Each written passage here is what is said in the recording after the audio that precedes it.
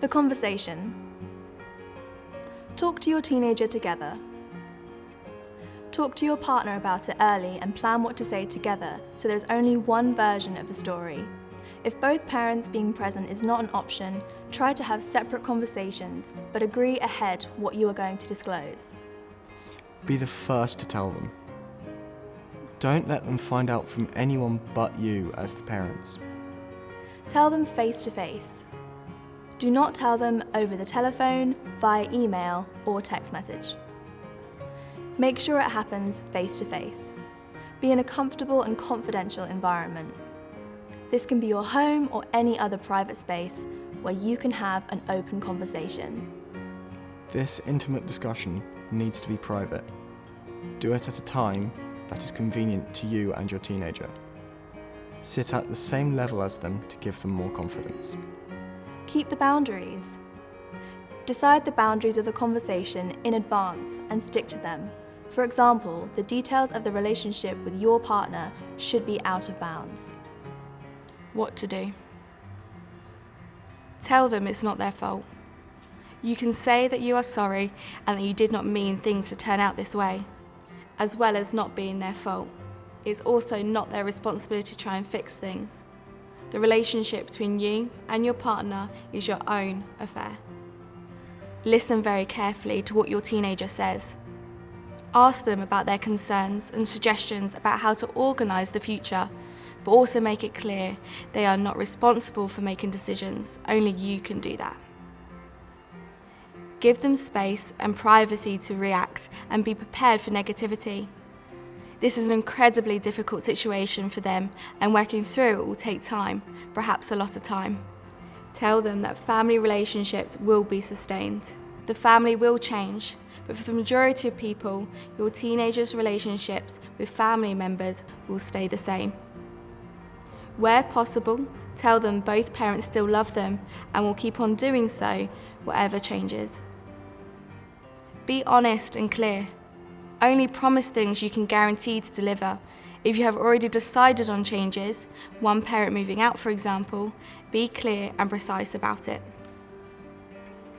What not to do. Don't coach your child to take your side. Don't tell them what to say to your partner and how to relate to them. Parents can do this unintentionally. Tell your teenager specifically that you don't want them to take sides. Don't talk negatively about your partner to your teenager. If your partner is indeed responsible for any abuse or neglect, keep it factual and focused on the negative behaviour rather than the person. For example, they are doing a bad thing, not they are bad.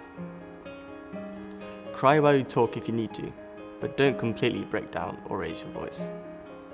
If you start reacting unhelpfully, do things you know can keep you calm. For example, deep breathing or time out. Give it time. There will be many conversations over time. Allow your teenager to assimilate the enormous messages before ploughing on. They simply won't be able to take it all in at once, particularly if they haven't seen this coming. If your teenager does not want to talk to you, don't panic. It is painful for them and it will take some time to understand such a big change. They might find comfort in their peers and friends and try to spend more time with them. Keep the interactions positive with them and try to engage in activities that you have enjoyed doing together in the past. If they only have very short answers, resist the urge to lecture them. Teenagers hate that. Asking questions. It is important to have an active dialogue with a teenager and to spread it over time, because it simply won't be possible for your teenager to take it all in at once. By asking them questions, you will allow them to think in depth about the separations for themselves. Their voice is just as important as yours. However, make sure your questions will not suggest that they should be the ones taking the decisions for you. Sometimes you won't have the answers, but that's okay. Just promise them that they'll be the first to know as soon as you do.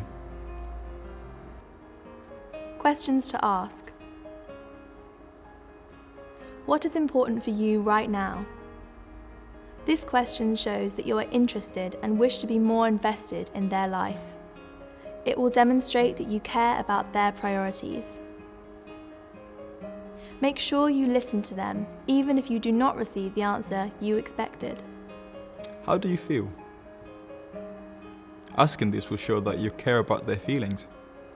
If you know that your teenager is a butler, don't expect them to tell you immediately. Give them time and let them get used to the situation. Would you like someone to talk to? This will not only show that you are aware that divorce can be difficult to talk about, it might also prevent any additional distress or anxiety that your teenager may go through without your knowing. It is sometimes easier to communicate with someone rather than your family, such as a volunteer at Voices in the Middle. Do you have any questions about what's happening next? It may be important to your teenager to understand the legal aspects of your divorce and separation, especially as it's going to affect them directly. They might want to know how you will divide your finances and property, and will certainly want to know where and with whom they will live. Make sure you have these answers prepared. If you have not planned that yet with your partner, do not give them the definite answers. Leave the door open for possibilities. Top 10 tips for active listening. Face the other person and have eye contact. Listen and watch for non-verbal cues. Don't interrupt. Listen without judging or jumping to conclusions. Do not start planning what to say next. Show that you are listening. Don't impose your opinions or solutions. Stay focused. Ask questions. Reflect and summarize.